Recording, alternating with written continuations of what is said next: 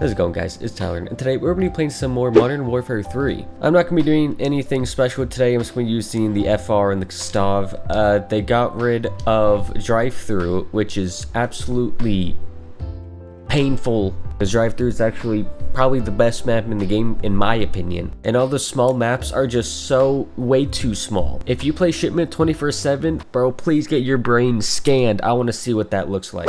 So the Cleveland Browns once again lose. This time it wasn't like heartbreak or anything. It was straight up an ass whooping. You could feel that shit through the TV. So I decided to take some notes and go through what I noticed throughout the game, because there's a lot of stuff. The first note I took was that Grant Delpit, I think he might not be that great. Last season was a different story. He was one of the better safeties in the league. And then this season, he doesn't really seem to be making a whole lot of plays. If you ever do see him on the field, it's mainly seeing the back of his jersey because the other teams have to score. This season, I feel like you can definitely see the weaknesses in each player.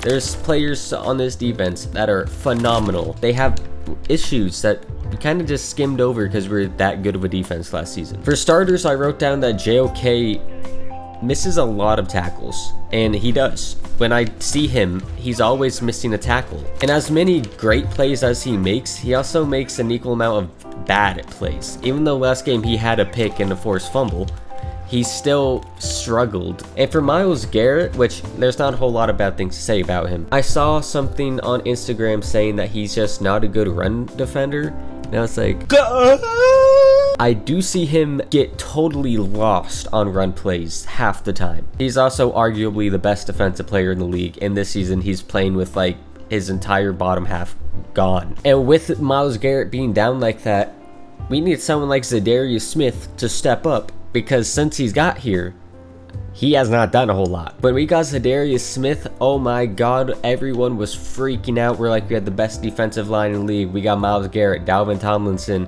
we have Maurice Hurst and like Shelby Harris. That's pretty solid. And then we got Zadarius Smith. Well, Zadarius Smith is more of just a locker room guy at this point. I don't know the statistics of how often the defense runs what play, but it seems like we are blitzing too much.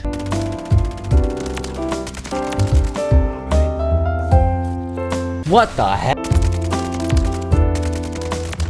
And even though that is a Jim Shorts defense, and last season it probably worked, it just feels like this season we send the house and we can't even get a little bit of pressure. Meanwhile, teams are just sending 4 at us and getting to Deshaun. You are so weird. You are just standing next to bouncing Bettys like a fucking psychopath.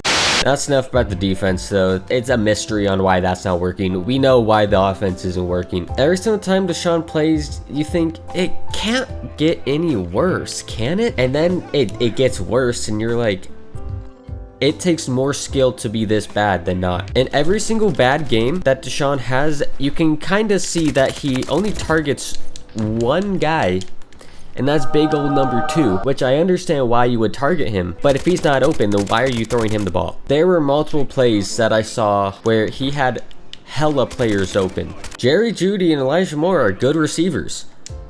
Throw them the ball. We had Elijah Moore's dad already going to Twitter talking about how my son's open, but you ain't throwing it to him. And majority of the sacks that Deshaun Watson takes, I'm be honest, now that I've been seeing it, he needs to just throw the damn ball away. After seeing Derek Carr snap it, see pressure, and chuck it up most of the time going out of bounds, Deshaun, just do that.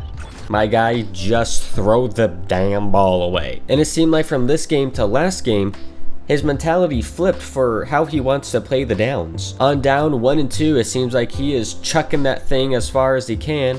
Yet on 3rd down, when it's like 3rd and 15 because we suck ass, he's throwing a check down to Jerome Ford and he's getting popped.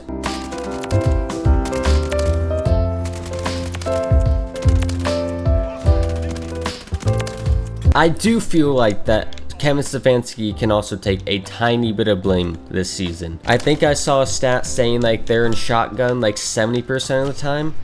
Since when have the Cleveland Browns ever been a team that runs shotgun. We have zero play action going on, which has worked for all of our quarterbacks that have played in Cleveland. I don't know why they would go to that type of offense. It could be a Ken Dorsey thing. I don't know. Everything about this Browns team is just a big why. And I don't know what the offense's problem is with getting plays in, but I feel like it's always Deshaun clapping his hands with 1 second left on the fucking play clock going, come on, come on, come on. The situation with Deshaun, though, is going to be rough. He's making however much money, and you can't really just dump that off.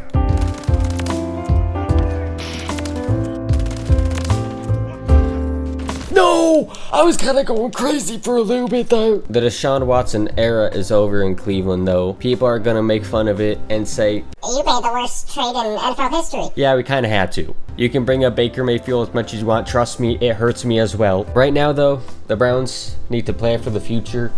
Start to get a little bit younger. Not trade their entire team, but just trade the old guys like Za'Darius. I do think, though, that Deshaun should play up against the Eagles just for one final game, because you can't take him into Cleveland. There's zero chance you can take him into Cleveland. But just see how he does against the Eagles. Then tell him to hit the fucking road, because please, go away. Get suspended.